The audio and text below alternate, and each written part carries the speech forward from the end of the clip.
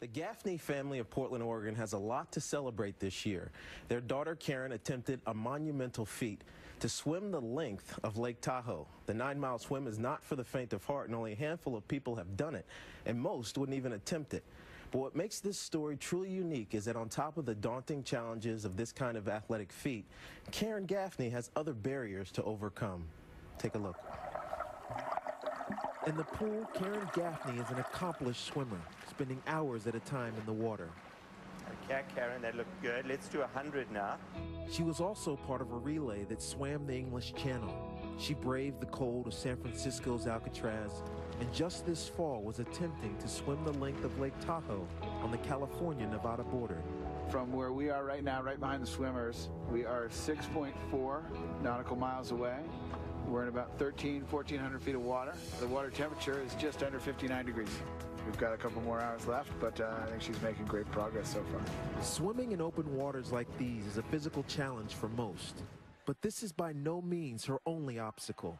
Karen Gaffney has Down syndrome. Okay, sweetheart, that's you now. Karen. All right, follow Ken. Keep up with them. From day one, parents Barb and Jim Gaffney have never let the genetic disorder limit Karen, starting with early intervention when she was just a baby.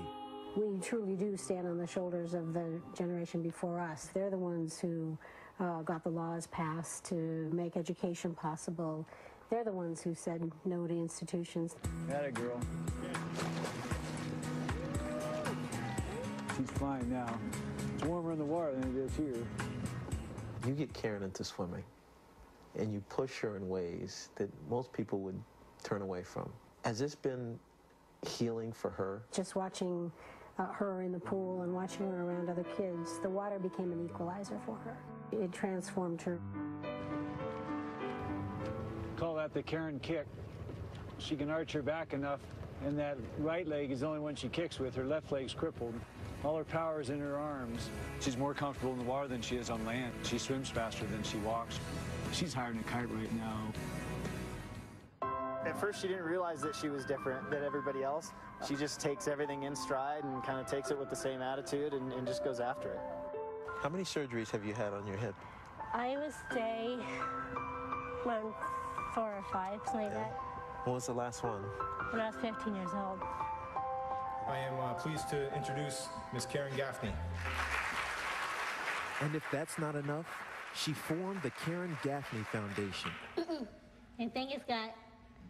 Good evening. With the hopes of helping people with Down syndrome push the limits of what they can accomplish. What's the power in sharing your story? To show people that we're more like everyone else and we are different. We want to be treated the same way as everyone else. You get the feeling sometimes that people want to feel bad. You don't want them to feel bad for you. Why not? Because I just want to show them that, I can do a lot of things, but I really stick my hearts and minds to it.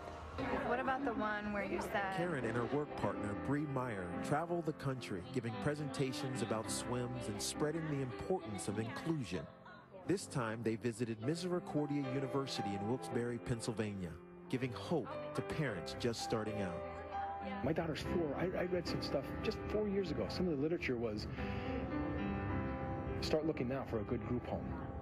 Like, oh my goodness. These are not people who need to be insulated. These are people that need to be embraced by society. You said this earlier, and Karen said it too. We need to change the data. Right, exactly. About Down syndrome.